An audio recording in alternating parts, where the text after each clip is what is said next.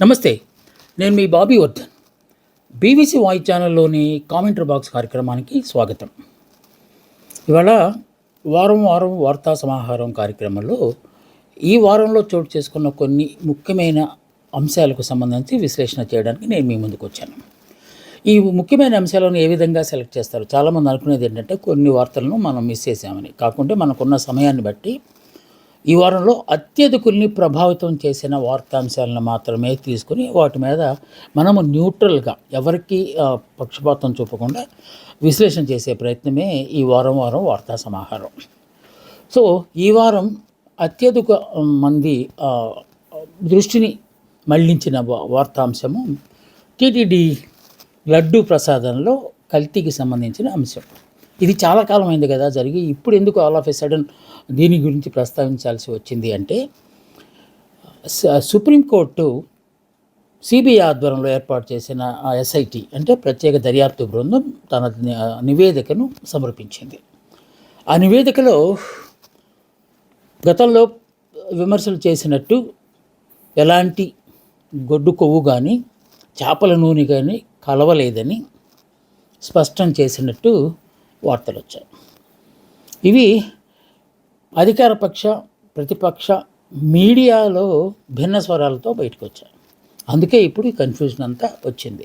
కొందరేమో అసలు కల్తీ జరగలేదని సుప్రీంకోర్టు చెప్పింది, సిబిఐ నివేదికలో అదే పేర్కొందని చెప్తూ ఉంటే, అలాంటిదేమీ లేదు, కల్తీ జరిగింది కానీ అది గొడ్డు కొవ్వు కాదని మాత్రమే చెప్పిందని, అసలు కల్తీ అంటూ జరగలేదని ఎక్కడా స్పష్టం చేయలేదని టీటీడీని సపోర్ట్ చేసే కొన్ని పత్రికలు, ముఖ్యంగా కూటమి నేతలను సపోర్ట్ చేసే కొన్ని పత్రికలు ప్రస్తావిస్తూ వచ్చాయి. ఇప్పుడు ప్రజలు పెద్ద కన్ఫ్యూజన్లో పడిపోయారు. ఏది వాస్తవం, ఏది అవాస్తవం. ఆఖరికి సుప్రీంకోర్టు ఏర్పాటు చేసిన దర్యాప్తు బృందం చెప్పిన దాన్ని కూడా రకరకాలుగా అభివర్ణించే స్థాయికి మీడియా దిగిందా అనే ఒక ఆశ్చర్యకరమైన దీన్ని ఒక్కసారి మనం దీని నేపథ్యాన్ని కనుక చూస్తే, అసలు వివాదం ఎక్కడ మొదలైంది అంటే, అత్యంత మెజారిటీతో పాలన ప్రారంభించిన కూటమి నేతలు 100 రోజులు పూర్తి చేసుకున్న సందర్భంగా ఏర్పాటు చేసిన విజయోత్సవ సభలో ముఖ్యమంత్రి గారు, డిప్యూటీ సీఎం గారు, అలాగే అప్పటి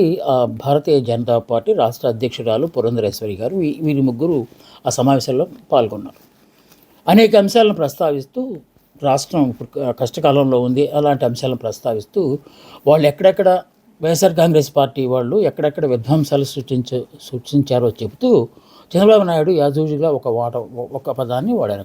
కడాన వాళ్ళు తిరుపతి లడ్డూలను కూడా వదలలేదు, దాన్ని కూడా వాళ్ళు అన్యాయాలు అక్రమాలు చేసేసి హిందువుల మనోభావాలను దెబ్బతీశారని చెబుతూ, అందులో జంతువుల కొవ్వు చేపల నూనె కలిసి తయారు చేశారంటే వాళ్ళు ఎంత నీచానికి దిగజారారో చూడండి అని చెప్పి చాలా క్యాజువల్గా ఒక ప్రకటన చేసేసరికి అది బాంబులాగా పేలిపోయింది. ఇక పురంధరేశ్వరి గారు కూడా ఇది చాలా అన్యాయము, హిందువుల మనోభావాలకు సంబంధించిన అంశం ఇది అని చెప్పి ఆవిడ కూడా కోరస్ పాడారు. ఇక డిప్యూటీ సీఎం పవన్ కళ్యాణ్ గారు కొత్తగా అధికారంలోకి వచ్చారు కనుక వారైతే ఒక అడుగు ముందుకేసేసి ఇంకా కొంచెం యాడ్ చేసి ఆయన మాట్లాడారు. ఆయన మాట్లాడింది ఏంటి, ఇది కేవలం ఇక్కడెక్కడ పంపకం జరిగిన మాట కాదు, ఏకంగా అయోధ్యలో రాముడికి కూడా 1,00,000 లడ్డూలని ఈ చేప నూనె అలాగే గొడ్డు కొవ్వు కలిసిన ఈ తయారు చేసిన లడ్డూలను అక్కడికి పంపించారు, ఎంత మహాపాపం చేశారు, దీనికి ప్రక్షాళన జరగాల్సిందే అని చెప్పి ఆయన అప్పటికప్పుడే కాషాయ వస్త్రాలు ధరించి గుడి మెట్లను క్లీన్ చేశారు ప్రక్షాళన పేరుతో. ఇంకా కొంతకాలం తర్వాత మళ్ళీ తిరుపతి మెట్ల దారిని కూడా ఆయన ఆపసోపాలు పడి క్లీన్ చేసి అప్పుడే పూర్తిగా తానే సనాతన ధర్మ ప్రచారకునని ప్రకటించుకున్నారు. ఇది అసలు దాని బ్యాక్గ్రౌండ్. అప్పటి నుంచి ఇక లడ్డూల్లో కల్తీ జరిగింది, దేవుని మోసం చేశారు లాంటి ఆ ప్రకటనలు చేస్తూనే వచ్చారు. కానీ టీటీడీ ఈవో శ్యామలరావు గారు అప్పుడు ఒక పరస్పర విరుద్ధమైన, అంటే సీఎం గారు చెప్పిన దానికి లేకపోతే అధికారుల్లో ఉన్న వాళ్ళు చెప్పిన దానికి భిన్నంగా ప్రకటన చేశారు. శ్యామలరావు గారు అప్పుడు ఈవుగా ఉన్నారు, ఎగ్జిక్యూటివ్ ఆఫీసర్గా ఉన్నారు. ఆయన చెప్పింది ఏంటంటే, గొడ్డు కొవ్వు లేకపోతే చేపల నూనె కల్తీ జరిగిందని ఎక్కడ నిర్ధారణ కాలేదు. అలాంటిది ఏమైనా జరిగితే అది అలిపిరి దగ్గరే వాటిని ఆపేస్తారు. అలాంటి ట్యాంకర్ల లోపలికి రానివ్వరు. చాలా పటిష్టమైన భద్రతా ఏర్పాట్లు ఉంటాయి అక్కడ. అన్ని చెక్ పాయింట్స్ ఉంటాయి.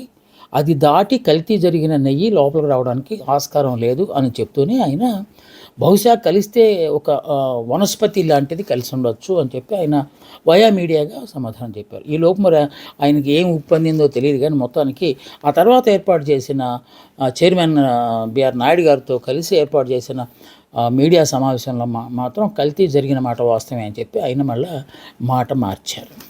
సో ఇలాంటి నేపథ్యంలో ఇది కేవలం సీఎం, డిప్యూటీ సీఎం లేకపోతే కొంతమంది అధికారులు చెప్తే బాగుండదు, దీనికి ఒక దర్యాప్తు బృందం వేస్తే బాగుంటుందని చెప్పి రాష్ట్ర కూటమి ప్రభుత్వం ఒక దర్యాప్తు బృందాన్ని ఏర్పాటు చేసింది. ఆ దర్యాప్తు బృందం అనుకున్నట్టుగానే, అంటే ఈ వైఎస్ఆర్ కాంగ్రెస్ పార్టీ మాటల్లో చెప్పాలంటే తమ ఆధీనంలో పనిచేసే అధికారులు తమకు వ్యతిరేకంగా రిపోర్ట్ ఎలా ఇస్తారు, అందువల్లనే కల్తీ గెలిచిందని చెప్పి వాళ్ళు కూడా సీఎం గారి మాటలను సమర్థిస్తూ రిపోర్ట్ ఇచ్చేశారు అని.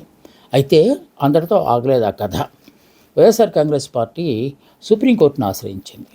అత్యున్నత న్యాయస్థానం కదా, మీరే తేల్చండి, మమ్మల్ని అన్యాయంగా ప్రజల ముందు అవహేళన చేస్తున్నారు అని చెప్పి. అప్పుడు సుప్రీంకోర్టు చాలా తీవ్రంగా స్పందించింది.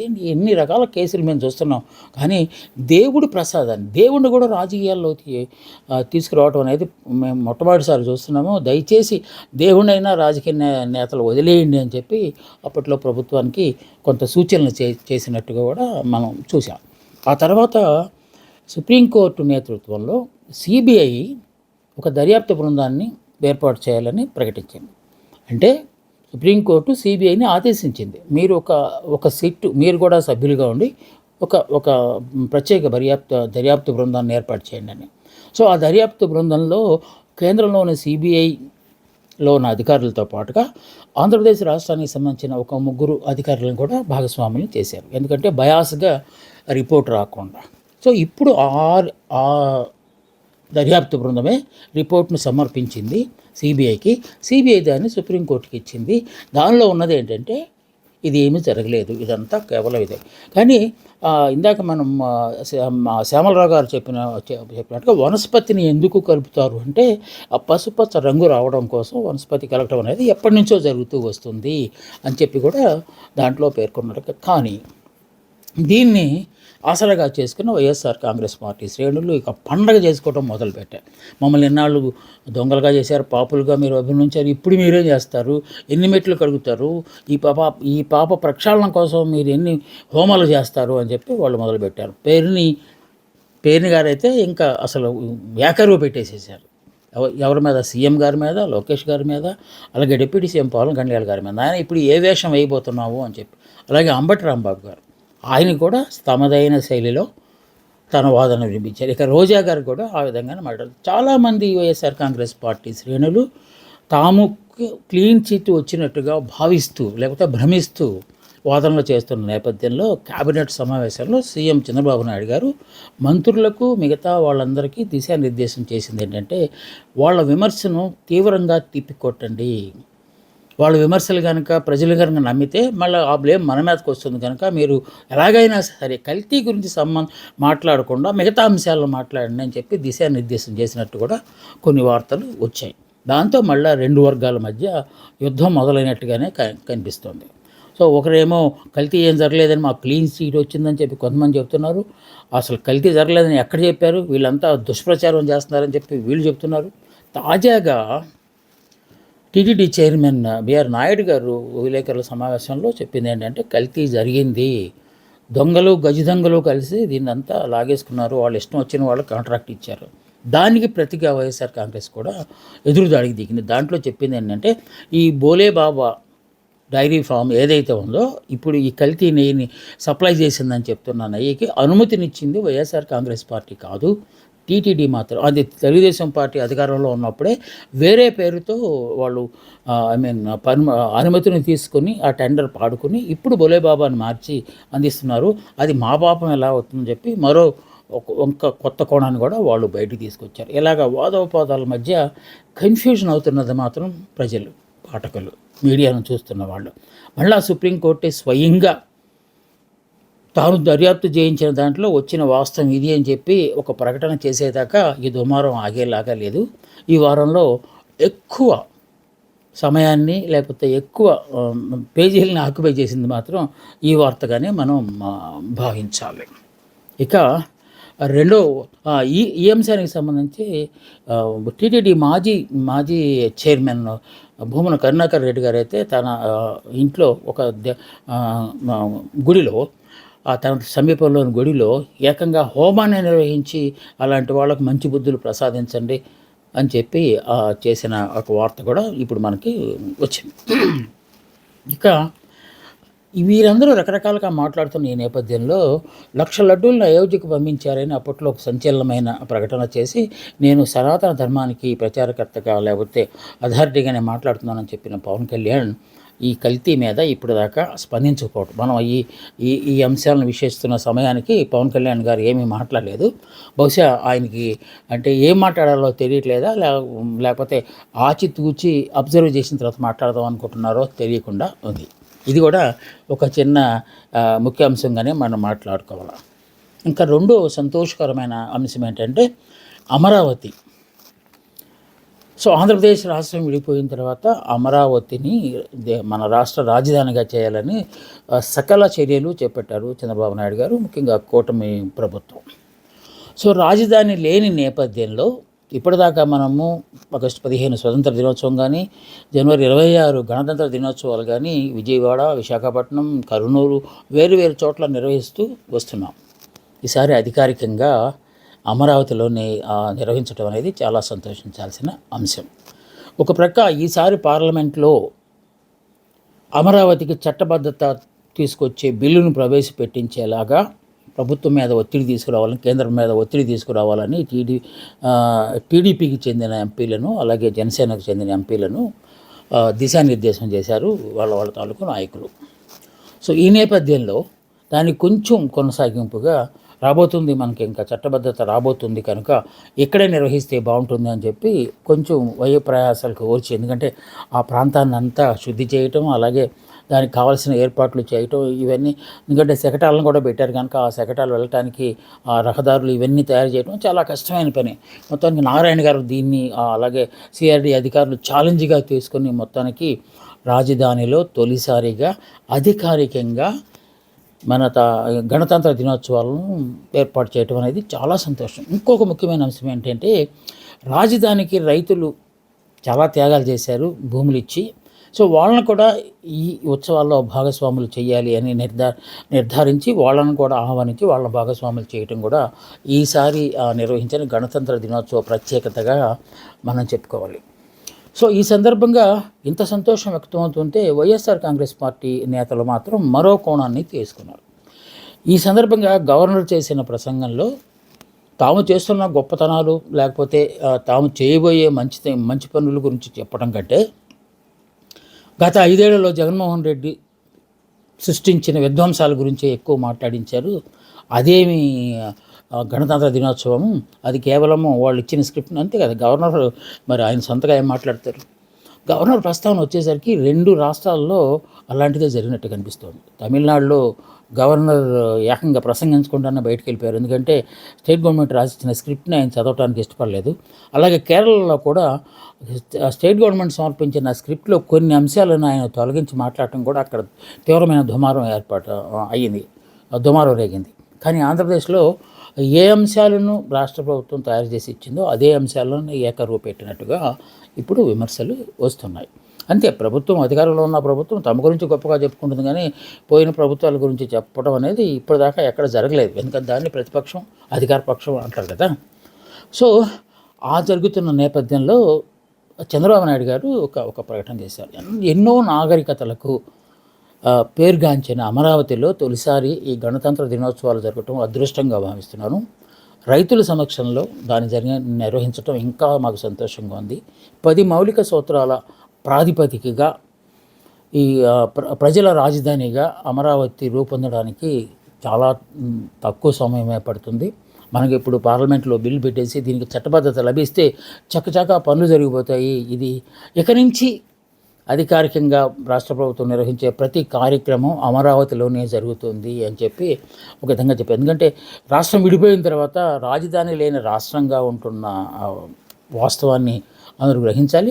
అందువలనే చంద్రబాబు నాయుడు గారు ఈ ప్రకటన చేసినట్టుగా కనిపిస్తుంది. కూటమి ప్రభుత్వం పాలనలో ప్రతి అడుగు ప్రజా సంక్షేమం కోసమే వేస్తామని చెప్పి డిప్యూటీ సీఎం పవన్ కళ్యాణ్ గారు ఈ సందర్భంగా చెప్పారు. రాష్ట్ర రాజధాని అమరావతిని విశ్వనగరంగా రూపొందిస్తాము, ఐటీ కంపెనీలు మొత్తం ఇక్కడికి తీసుకొస్తాము, క్వాంటమ్ యూనివర్సిటీని ఇక్కడే ప్రారంభించబోతున్నాం అంటూ లోకేష్ గారు కూడా తనదైన శైలిలో మాట్లాడారు. మొత్తానికి మన రాజధానిగా చెప్పుకుంటున్న అమరావతిలో ఈసారి గణతంత్ర దినోత్సవాలు అత్యంత ఉత్సాహంగా జరగడం అనేది చాలా సంతోషించాల్సిన అంశం. ఇంకొక వార్త ఉంది, కానీ ఇది కొంచెం విషాదకరమైన వార్త. విమాన ప్రమాదంలో మహారాష్ట్ర ఉప ముఖ్యమంత్రి అజిత్ పవార్ దుర్మరణం పాలయ్యారు. సో విమాన ప్రమాదాలు ఈ మధ్య కాలంలో చాలా ఎక్కువగా జరుగుతుండడం అనేది ఒక ఎంత ఆశ్చర్యాన్ని కలిగిస్తుంది. ఇది సాంకేతిక లోపమా, వాతావరణంలో వస్తున్న మార్పుల అనే కోణం నుంచి పరిశీలకులు దీన్ని అర్థం చేసుకునే ప్రయత్నం చేస్తున్నారు.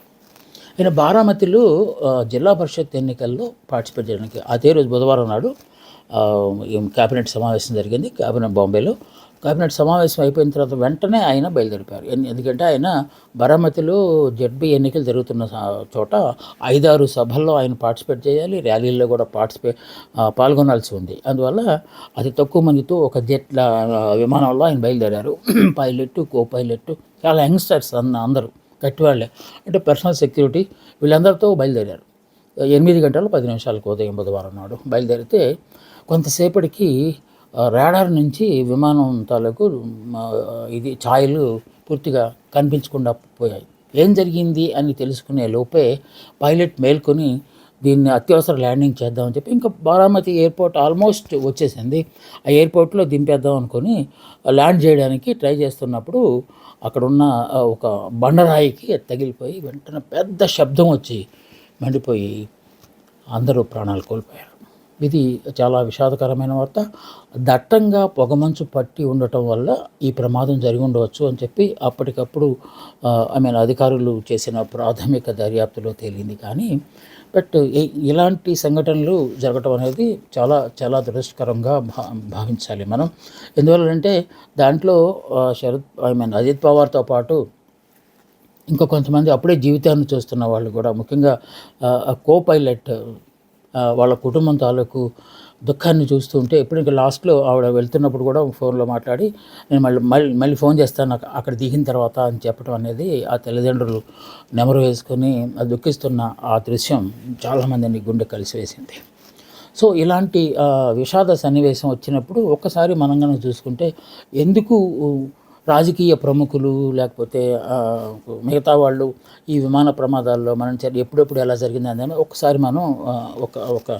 మనం రివైండ్ కనుక చేసుకుంటే 1980లో 1980వ సంవత్సరంలో సంజయ్ గాంధీ, ఇందిరాగాంధీ కుమారుడైన సంజయ్ గాంధీ ఆయన చేసిన ఒక తప్పు ఏంటంటే పైలట్గా తానే ఉండి తానే విమానం నడుతూ వద్దని చెప్పినా కూడా తానే విమానం నడిపి కూలిపోయి ప్రాణాలు కోల్పోయాడు. అలాగే 2001లో మాధవరావు సింధియా, ఆయన కూడా చనిపోయారు. ఇక 2002లో మన రాష్ట్రానికి చెందిన అత్యంత సౌమ్యులు దేశంలో పార్లమెంటుకు అత్యున్నత పార్లమెంటుకు సభాపతిగా పనిచేసిన జీవీఎంసీ బాలయ్య గారు హెలికాప్టర్ ప్రమాదంలో మరణించారు. అలాగే 2004లో సినీ సౌందర్య అప్పట్లో విద్యాసాగర్ రావు గారికి బీజేపీ తరఫున ప్రచారం చేయడానికి వస్తూ విమానం పేలి ఆవిడ కూడా ప్రాణాలు కోల్పోయారు. 2009లో అత్యంత విషాదకరమైన అంశము, కడపలో కొన్ని ప్రజా దర్బార్ కార్యక్రమాల్లో పార్టిసిపేట్ చేయడానికి బయలుదేరిన అప్పటి ముఖ్యమంత్రి వైఎస్ రాజశేఖర రెడ్డి గారు ఘోరమైన హెలికాప్టర్ ప్రమాదంలో పడితే కనీసం ఆనవాళ్ళు కూడా లేకుండా పోయిన సంఘటన కూడా మనకు గుర్తుండే ఉంటుంది. ఇక 2011లో అరుణాచల్ ప్రదేశ్ సీఎం దోర్జీ ఖండు గారు కూడా ఈ విమాన ప్రమాదంలోనే చనిపోయారు. 2021లో దేశానికి గొప్ప లాస్ ఏంటంటే 3 దళాలకు ఒక ప్రధాన అధిపతిని వేశారు. చీఫ్ ఆఫ్ డిఫెన్స్ అంటారు ఆయన్ని, బిపిన్ రావత్. సో ఆయన హిమ్సెల్ఫ్ ఆయన మంచి పైలట్గా కూడా భార్యతో సహా ఆయన చనిపారు. 2025లో గుజరాత్ మాజీ ముఖ్యమంత్రి విజయ్ రూపాణి. ఇలాగా చాలామంది రాజకీయ నాయకులు ఇలాగ విమాన ప్రమాదాల్లో జరగటం అనేది చాలా, ఎందుకంటే దేశం ఎంతో అభివృద్ధి చెందుతుంది, సాంకేతిక పరంగా కూడా చాలా అభివృద్ధిని చూస్తుంది. అయినప్పటికీ ఇలాంటి ప్రమాదాలను జరగడం అనేది ప్రకృతికి సాంకేతికతకు మధ్య జరుగుతున్న వైరంలా భావించాలేమో అన్నట్టుగా అనిపిస్తుంది. సో ఆ విషాద వార్త అయిపోయిన తర్వాత ఇంకొక వార్త, అది సంచలనమనాలో వివాదమనాలో తెలియదు కానీ, జనసేనకు సంబంధించిన రైల్వే కోడూరు ఎమ్మెల్యే అరవ శ్రీధర్కి సంబంధించి ఒక వార్త. ఆ ఎమ్మెల్యే ఒక అమ్మాయితో సాంగత్యం చేసి ఆవిడని శారీరకంగా లోబరుచుకుని అనేక సార్లు అబార్షన్ చేయించి పెళ్లి చేసుకుంటానని నమ్మించారు. తనను పెళ్లి చేసుకోవట్లేదు, ఇప్పుడు తను బెదిరిస్తున్నాడు, చంపేస్తానని చెప్పి బెదిరిస్తానని చెప్పి ఆవిడ ఒక వీడియోని విడుదల చేసింది. అందులో వాస్తవం, కొంతమంది దాన్ని ఏఐ క్రియేటెడ్ అంటున్నారు, ఇంకొంతమంది వాస్తవమే అంటున్నారు. ఆ పార్టీకి సంబంధించిన వాళ్ళు కూడా, జనసేన పార్టీలో కొంతమంది వాళ్ళు కూడా దీన్ని సమర్థిస్తూ అవును కరెక్టే, ఆయన అలా చేసి ఉండాల్సింది కాదు అని చెప్తూ వచ్చారు. ఇలా వివాదాలు రేగుతున్న నేపథ్యంలో జనసేన పార్టీ ఒక 3 మెన్ కమిటీని ఏర్పాటు చేసింది. మీరు శివశంకర్ గారు వాళ్ళందరూ కలిపి దాంట్లో ఉన్నారు. వారం రోజుల్లోపు దీని నివేదిక ఇవ్వమని చెప్పి వాళ్ళని ఆదేశించారు. అప్పటిదాకా పార్టీ కార్యక్రమాల్లో పాల్గొనవద్దని చెప్పి అరవ శ్రీధర్కి ఆ పార్టీ హెచ్చరికలు జారీ చేసింది. ఈ పక్క ఇదంతా దుష్ప్రచారం మాత్రమే, ఇది కేవలము రాజకీయం కోసం చేస్తున్నది మాత్రమే, ఆ అమ్మాయి వైఎస్ఆర్ కాంగ్రెస్ పార్టీ వాళ్ళ ట్రాప్లో పడిపోయింది అని చెప్పి రాజేష్ మహాసేన లాంటి వాళ్ళందరూ పక్క చేస్తూ ఉంటే, జేబీఎం పార్టీ అధినేత జడ శ్రవణ్ కుమార్ లాంటి వాళ్ళైతే అలా అన్యాయం అయిపోయిన ఆ అమ్మాయి తరపున నేను పోరాడతాను అని చెప్పి ఆయన ముందుకొచ్చారు. సో ఈ 3 మెన్ కమిటీ ఇచ్చే నివేదికలో ఏమి ఫలితం ఉంటుందో, దానివల్ల ఈ అన్యాయం అయిపోయానని చెప్తున్న ఆ అమ్మాయికి ఏమన్నా న్యాయం జరుగుతుందా, ఒకవేళ ఇదంతా దుష్ప్రచారం అనేది తేలుతుందా అనేది భవిష్యత్తు తెలియజేయాలి. ఈసారి ఇంకా చాలా వార్తలు ఉన్నాయి, కానీ కొన్ని వార్తలు మాత్రమే మనం ఇక్కడ ప్రస్తావించాం. అదే మళ్ళీ వచ్చే వారం మరికొన్ని ముఖ్యమైన వార్తలతో నేను మీ ముందుకు వస్తాను. అందాక సెలవు. నమస్తే, మీ బాబీ వర్ధన్.